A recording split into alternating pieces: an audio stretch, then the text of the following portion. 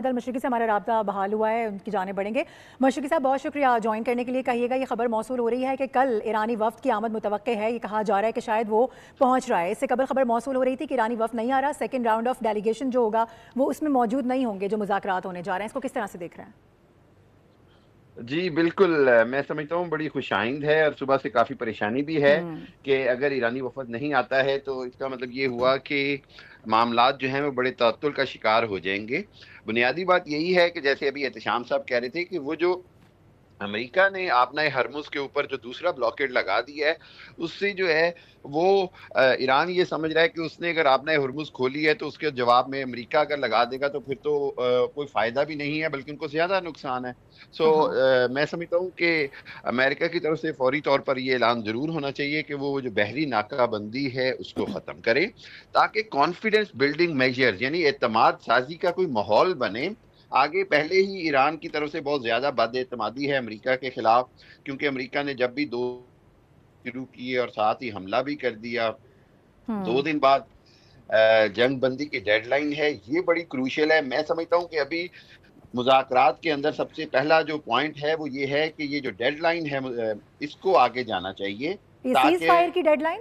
तरीके से हो सके और ये जंग बंदी में तोसी 4 एक हफ्ते की होना बड़ी ज़रूरी है। अच्छा, ठीक है। मशरक़ी साहब, चाइना ने भी बड़े सॉलिड कंसर्न्स इस पर शो किए हैं जो गुज़िश्ता रात वाक़या हुआ है, जो बहरी बेड़े के ऊपर सारा मामला हमने देखा है और ट्रंप की जानिब से जो बड़ा जी। अहम बयान सामने आया। एक जानिब ट्रंप की जानिब से बार-बार कहा जाता है कि चाइना एक बहुत इंपॉर्टेंट रोल प्ले कर सकता है। दूसरी जानिब चाइना के ये सीरियस कंसर्न्स हैं, इनको अगर रिलेट किया जाए, आपको लग रहा है कि सूरत हाल आगे बेहतर हो सकती है?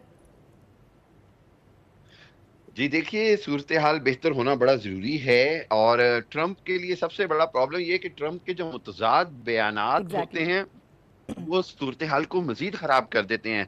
यानी वो कैरेट एंड स्टिक वाला मामला ईरान के साथ नहीं चलेगा।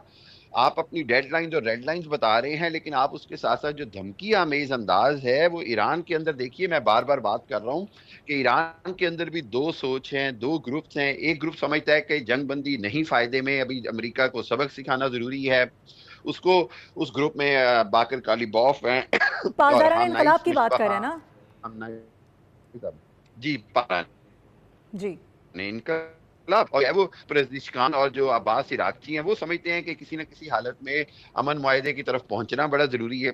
इस सूरत में जब सदर ट्रंप ऐसा बयान देते हैं, तो वो जो आज वाला ग्रुप है या वो जो नज़रिया है या वो जो आइडियोलॉजी है, वो फ़ेल होती नज़र आती है। मैं समझता हूँ कि सदर ट्रंप को हर हालत में मुज़ाकरात को कामयाब करने के लिए अपने सोशल मीडिया और अपने बयानात पर कंट्रोल करना होगा और इसराइली लॉबी के ज़ेरे असर नहीं आना होगा। देखिए, मैं, आप, एहतशाम साहब, हम यही बात कर रहे हैं कि चूँकि इसराइली लॉबी नहीं चाहती है कि जंग बंदी हो, हुँ। तो वो सदर ट्रंप को किसी न किसी अंदाज़ में इस अंदाज़ में एंगेज रखते हैं कि ये तासुर जाता है कि अभी मामलात जो हैं वो ख़राब भी हो सकते हैं ठीक है। मशरक़ी साहब ये और भी ये जो बताइए। बद-एतमादी बड़ा ज़रूरी है। जी, जी, जी, जी, ऑलराइट। जी, अच्छा जी। मशरक़ी साहब, ये भी मैं जानना चाहूँगी कि जिस तरह से गुफ्तगू की जा रही थी इस हवाले से डेलीगेशन आ रहा है, नहीं आ रहा, चलें उस हद तक तो मामलात क्लियर होते हुए नज़र आ रहे हैं। लेकिन हमने ईरानी मीडिया की जानिब से देखा और ईरानी गवर्नमेंट की जानिब से बार-बार कहा जा रहा है कि जो ट्रंप की जानिब से 1 घंटे के अंदर 60 ट्वीट किए गए हैं और सातों झूठ पर मबनी हैं। वो झूठे दावे कर रहे हैं और जब तक वो अपना क्लेम वापस नहीं लेते और ऑफ़िशियली उसी तरह से ट्रुथ सोशल के ऊपर नहीं लिख देते कि जो कुछ मैं कह रहा हूँ उसमें कोई सदाकत नहीं है, उस वक़्त तक बात आगे नहीं बढ़ सकती। तो बड़े सारे डेडलॉग्स हैं, एक पॉइंट नहीं है जिस पे बात की जाए। जी, जी, आप बिल्कुल दुरुस्त कह रही हैं, डेडलाइन्स हैं और रेड लाइन्स हैं।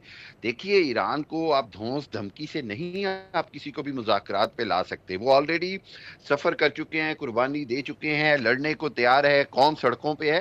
तो ये सूरत-ए-हाल जो है, मैं नहीं समझता अमेरिका का कोई भला है कि वो के उस अंदाज़ को या उस रवैये को जारी रखे हुए हैं। और लाज़मी बात है कि प्रेज़िडेंट ट्रंप जो है, वो कोई ऐसी चीज़ नहीं करना चाह रहे कि उनसे कमज़ोरी उनकी ज़ाहिर हो। बुनियादी तौर पर अगर अमेरिका ये समझता है कि वो ज़बरदस्ती ये जंग जीतेगा, तो ज़बरदस्ती जंग जीतना जो है, वो नामुमकिन है और मेरा ख़्याल ये है कहीं न कहीं अमेरिकी इंतज़ामिया को इस बात की अंडरस्टैंडिंग करनी होगी, वरना मुज़ाकरात का अमल भी खतरे में है और पूरे खित्ते का अमन खतरे में है, जंग बंदी खतरे में है। जंग बंदी एक बार ख़त्म हो गई, जंग दोबारा शुरू हो गई, तो आपको अंदाज़ा है कि सूरत-ए-हाल दोबारा नॉर्मलाइज़ करना बहुत सबके लिए मुश्किल हो बहुत जाएगा। मुश्किल होगा। मशरकी साहब, अब ये तो खबर आ गई है कि शायद इसमें भी अभी एक डिलेमा की सिचुएशन मौजूद है ना, कि कहा जा रहा है कि आ भी सकते हैं, तवक्को की जा रही है।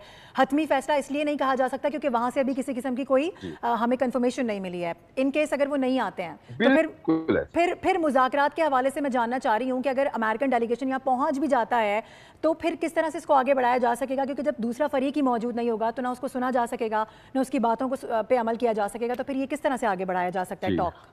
जी, बिल्कुल, अगर तो ईरानी वफ़द आता ही नहीं है, तो शायद अमरीकी वफ़द भी बस गुफ्तन-नशिस्तन बर्खास्तन करके वापस चला जाएगा और उसमें कोई सेर हासिल गुफ्तगू नहीं हो सकेगी। और सूरत-ए-हाल जो है वो अगेन कोशिश यही होगी पाकिस्तान की तरफ़ा जंग की एक्शन ले ली, ताकि इतनी सूरत-ए-हाल जो है वो आइंदा के लिए विंडो ऑफ अपॉर्च्युनिटी, एक तो मौके की खिड़की खुली रहे मुज़ाकरात को दोबारा से शुरू कराने के लिए। ठीक अगर है। खाली अमरीकी वफ़द आता है, तो पाक होगी कि सिर्फ़ दी में तौसीर दी जाए, बाकी मामलात को तय करने के लिए। चलें, ऑलराइट, हमारे